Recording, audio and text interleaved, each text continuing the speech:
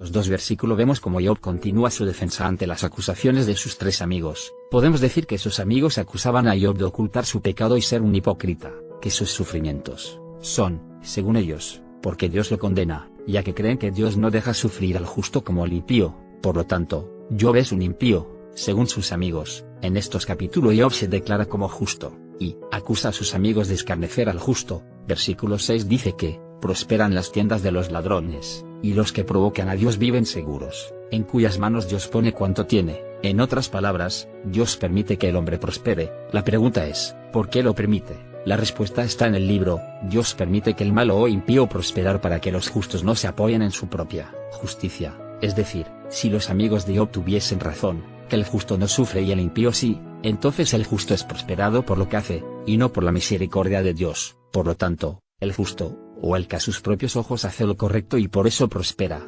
entonces, el justo no necesitaría a Dios, porque es su propia justicia la que lo hace prosperar y no lo que Dios decida. Por lo tanto, Dios no puede hacer acepción de personas, y tiene que permitir que, tanto el justo como el impío sufran para que ellos no confíen en su propia justicia. Este es el propósito del libro, por esto Dios permitió su sufrimiento. Compare con Deuteronomio 9 2.4 a 5. 4. No pienses en tu corazón cuando Jehová tu Dios los haya echado de delante de ti, diciendo, por mi justicia me ha traído Jehová a poseer esta tierra, pues por la impiedad de estas naciones Jehová las arroja de delante de ti. 5. No por tu justicia, ni por la rectitud de tu corazón entras a poseer la tierra de ellos, sino por la impiedad de estas naciones Jehová tu Dios las arroja de delante de ti, y para confirmar la palabra que Jehová juró a tus padres Abraham, Isaac y Jacob. Acá tenemos otro ejemplo, donde Dios dice que no es por la justicia de Israel que Dios derrotará a sus enemigos, sino por la voluntad de Dios. Romanos 4 2.58. 5. Más al que no obra, si no cree en aquel que justifica al impío, su fe le es contada por justicia. 6. Como también David habla de la bienaventuranza del hombre a quien Dios atribuye justicia sin obras. 7. Diciendo, bienaventurados aquellos cuyas iniquidades son perdonadas, y cuyos pecados son cubiertos. 8. Bienaventurado el varón a quien el Señor no inculpa de pecado. Acá dice que, el que no obra, pero cree que Dios justifica al impío, le es declarado como justicia. Dios por la fe atribuye justicia al que no obra, perdonando sus pecados. En otras palabras, solo por la fe y no por las obras Dios nos declara justos. Es decir, Job no era justo o perfecto por sus obras, porque sus obras son imperfectas. Era justo por su fe lo hacía ser perfecto, no sus obras, porque como dice 1 Juan 1 el creyente también peca. Proverbios 3 2.5, fíate de Jehová de todo tu corazón, y no te apoyes en tu propia prudencia. Pregunta: ¿qué es más importante, las obras o la fe? La fe, porque la fe pone los ojos en Dios, pero las obras pone los ojos en el hombre, y ese era el error de Job y sus amigos, y eso lo vemos en el capítulo 13.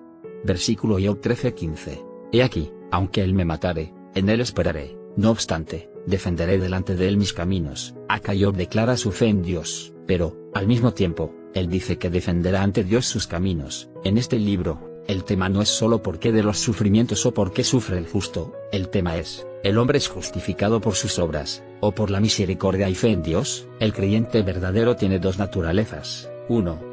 La del Espíritu Santo, que es guiada por la fe, ya que es la fe y no las obras las que nos hace perfectos. Pero, como trata de explicar Santiago, las obras son consecuencia de la fe. Sin fe las obras no valen nada, al contrario, son fe las obras nos llevan al infierno.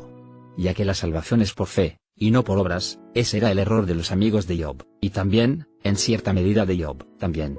2.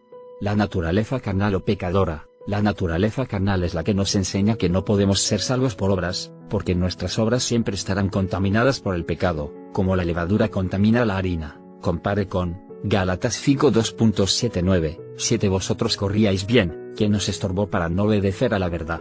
8. Esta persuasión no procede de aquel que os llama. 9. Un poco de levadura leuda toda la masa. Y con Romanos 7:14, 15,17 a 20, 24 y 25, 14. Porque sabemos que la ley es espiritual, mas yo soy carnal, vendido al pecado. 15. Porque lo que hago, no lo entiendo, pues no hago lo que quiero, sino lo que aborrezco, eso hago. Punto. 17. De manera que ya no soy yo quien hace aquello, sino el pecado que mora en mí. 18. Y yo sé que en mí, esto es, en mi carne, no mora el bien, porque el querer el bien está en mí, pero no el hacerlo.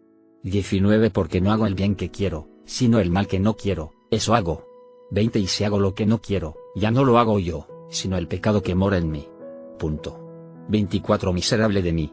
¿Quién me librará de este cuerpo de muerte? 25 Gracias doy a Dios, por Jesucristo Señor nuestro.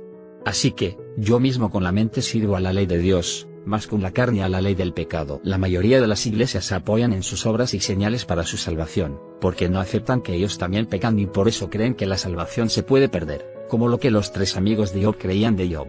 Que no era salvo porque había pecado, por eso sufría esa enfermedad, según los 3 amigos.